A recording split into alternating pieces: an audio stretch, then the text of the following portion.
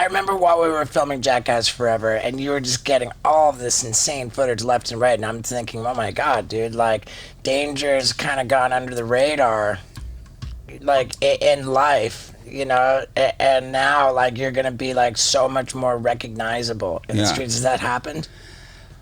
It has. I mean, it's kind of always been there, and you know, like, even with, like, the terror taxi, you know, like, this terror taxi bit, like, those kinds of things, people always know kind of who I am and whatever, but I don't do a lot of things like putting me out into the public a lot. Like, I'm at home and doing my thing and working on my life and touring with bands, shooting photos. And when I'm out, people are like, especially now, people are like, fuck, we love you, dude. And it's really cool. It's cool.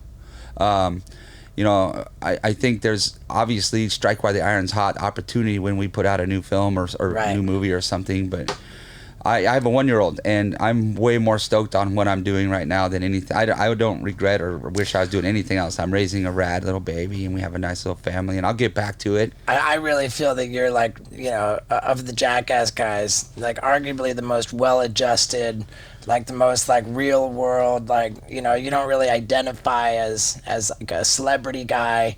Your livelihood comes from real estate. You've taken all of your money and, like, wisely invested it in properties, and you manage all these properties and stuff. Yeah. I mean, it's like any, like, entertainer, athlete, or anything where you make some money and people know who you are, and when, you know, it's awesome, but eventually nothing lasts forever, and you really got to just take that opportunity to do the best you can with it for your future, because life is long, even though it's short. Dude, you know? Life is fucking long, dude. It's like, I rule right now, but 2 or 3 years from now, and you're not ruling and no one's paying you anything, what do you have left? And you just got to be thinking about, like, you know, goals in life, or where you want to be 5-10 years from now, and actually visualize it. Like, don't just stumble around and be like, whatever happens to me.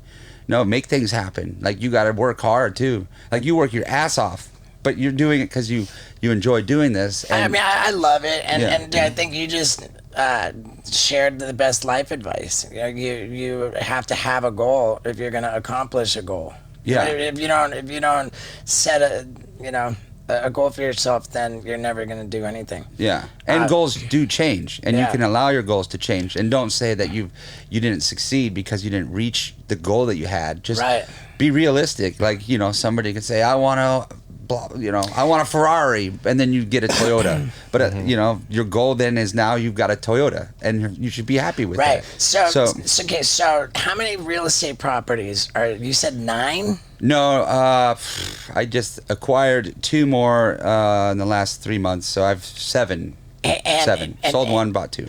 And most of these are on mortgage. Yeah, a couple are paid off. Okay. But most of them are on mortgage, especially the last 3 years.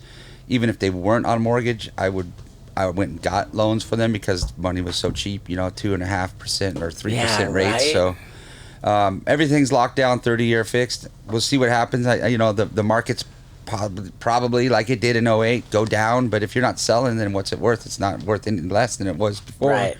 So you just hold on, long term, long game is the 30-year plan, you know. I've got a plan for each and every single one of them, like how to sell them, when to sell them, you know, depending on how I'm doing in this business and whatnot. Like, when you're crushing it in Hollywood and you're making money, you don't want to sell your real estate, because then you have to pay more in taxes than you already do. So generally, the rule with real estate is just never sell. Yeah, right? Ultimately, put it in a trust, give it to the family, peace. What was your situation in 2008? When in 2008, I had 5 properties. Damn, and that was what you did with your money from Jackass 1 and 2. Damn. Yeah. That's great. When did 3 come out? 3 no, that was came 10. Out in 2010.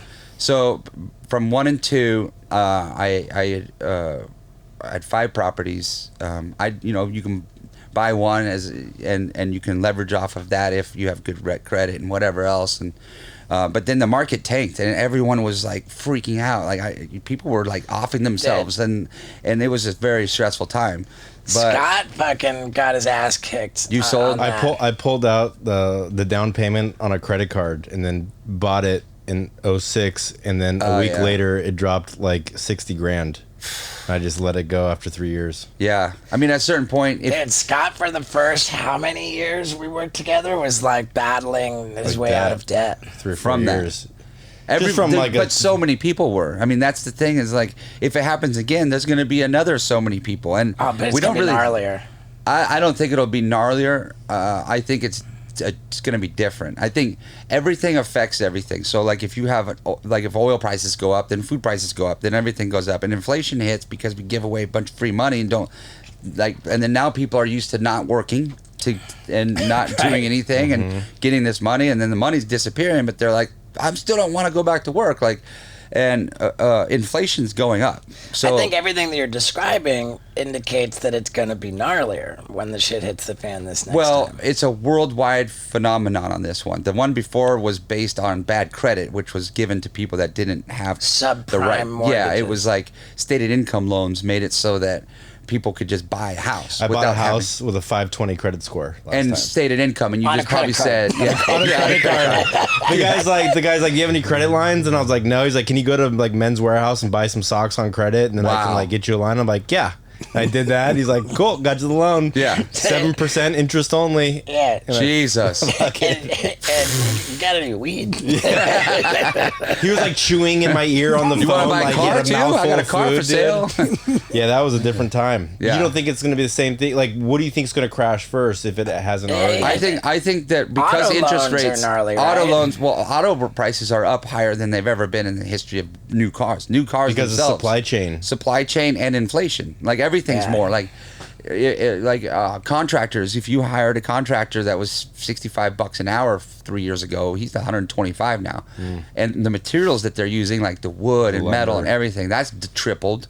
So that means that home prices go up because it costs more. Right. But and then we were up in Portland, Oregon, on Seaside, Oregon, and you were like he doesn't like talking about on the Oregon coast. you were like with your own bare hands, fucking you're like a contractor too. Yeah, I do most of my own construction on my own properties with licensed contractors and stuff when needed, but for the most part, like. I've learned how to do most of my own contracting. And what you did with your main house in Portland was unbelievable. Yeah. I did landscaping. That deck? Everything. The deck. It's a lot of work, and that's the thing. Like I always think back to when people, like from Goonies, remember Chunk? And everyone's like, sure. What happened to Chunk? He's an entertainment lawyer. He's an entertainment lawyer. He's killing it more than he would have probably had he stayed in the Hollywood business in the sense of acting. And people think he died. You're like, oh, that guy died. He had to because he was killing it, and then he disappeared. But you disappeared from Hollywood and the entertainment industry doesn't mean you died. You can have a life, and there's like normal people like doing real lives that have been in movies before. And how many people are you a landlord to? I have a couple of vacation rental houses, so those constantly are being. That's not so bad. Like I think of landlord, and I'm like, fuck, man. I would never be able to I don't want to evict somebody. I couldn't do it. Dude. Here's one thing I've always bought my real estate on, based the premise of, and that is, would I want to live here? So if the market tanked, I lost everything. If this was a place that I had to live and could afford it, would I want to live here? And if I say no, then why would I want to buy it? You can buy it to make money, and some people approach the real estate game as just monopoly. Let's make money. But I do it in a different way, where I really have a connection to Oregon. I'm from there, 4th generation. Like, I love it so much. I want to be able to invest as much into the place I love most. And I've had opportunities to buy other places and make money, but I just didn't because I didn't want to live there if I had to. So I just buy places where if I need to live there or move there or want to own it for the rest of my life and pass it down to my daughter or something. I think it's, that's the way I buy stuff. I do it ultimately in the end. I don't want to lose money, but I'm doing it more for multiple reasons. There's tax implications, all these things. There's so many good benefits to owning real estate. It is tough because when you're doing real estate in the moment, like a toilet's broken, you got to fix it. Like with the stock market, when it goes down, you just don't look at it. You just avoid it. When it comes back up, you're like, yeah, I'm winning. And then when you're losing, but when a toilet breaks, you can't be like, I'm just gonna ignore it, because then there's shit flying all over the place, and then that causes your floors to rot, and then next thing you know, your foundation's broken. It's like, so real estate is a constant hands-on game. Right. And that takes a lot of time, and it takes away from the time that would be spent doing more entertaining and whatnot. But I think that clip was awesome, but not as awesome as my new book, A Hard Kick in the Nuts, What I've Learned from a Lifetime of Terrible Decisions, which is out September 27th, and if you pre-order it right now, you can get the autographed copy. So get on it, man. Pre-order my book. It's not going to waste your time, because I'm proven, dude. New York Times bestseller. My first book's 5-star rated on Amazon, and I have no doubt this one will be too. So get the autographed copy right now by pre-ordering it at stevo.com. Yeah, dude.